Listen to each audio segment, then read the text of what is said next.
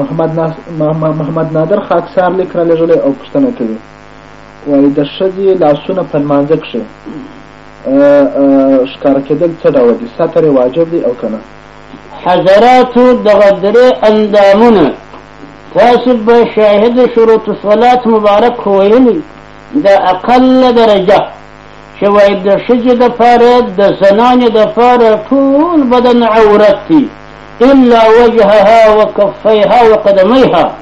دغه استثناء نو په هر کتاب کې ذکر ده.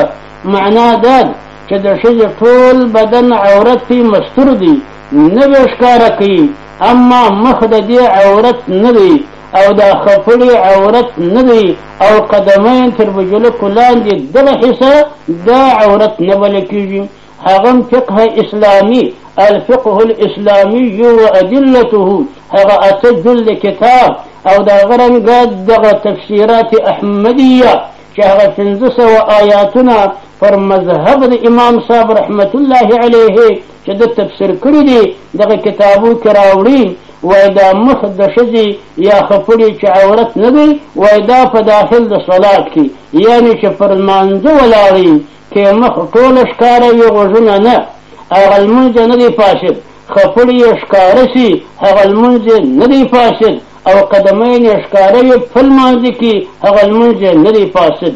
دا معلومه چې په خارج کې د لمانځه د باندې تر لمانځه دا ښځې بېګانهګانو ته مخ نسو ښکاره کولی او لاسونه و خپړې دا نسو ښکاره کولی، دا چې عورت نه بلل کېږي تنها و تنها په خلال د صلات کې، یعنې په مابین د لمانځه کې چې پر لمانځه ولاړه وي نو دا عورت نه بلل کېږي، لمونځ نه فاسدوي. خلاصه د خبرې د حضراتو چې دغه زنانه ته وه پر لمانځه ولاړه ده، تا لاسونه ذکر کړي دي، لاس خو د ګوتو نیولې بیا تر اوږې پورې ګرده لاس بلل کېږي. د دې د لاس کوم ځای ښکاره ده؟ که داسې وي چې خپړې ښکاره شي دا لمونځ نه فاسدوي. او که ماورا د خپړو سره دغه د سنګلې او د بند مابین دا ذراع چې ورته وایي د هغه څلرمه که ښکاره سوه یا د دغه موټانو څلرمه حصه ښکاره سوه، حضراتو چې د غوږ یوه څلرمه حصه د غوږ د سنانې فتکه تورې شپکې چې په زیرخانه کې پر لمانځه ولاړه ده، اما د غوږ یوه څلرمه حصه ښکاره سوه په هغه اندازه چې یا رکوع یا سجده پکښې کې ځایېږي، دغه زمانه ښکاره سوه دې یو دم پټه نه کړه، دغه حصه لمونځ یې فاسد دی، باطل دی، د سره بې راګرځي.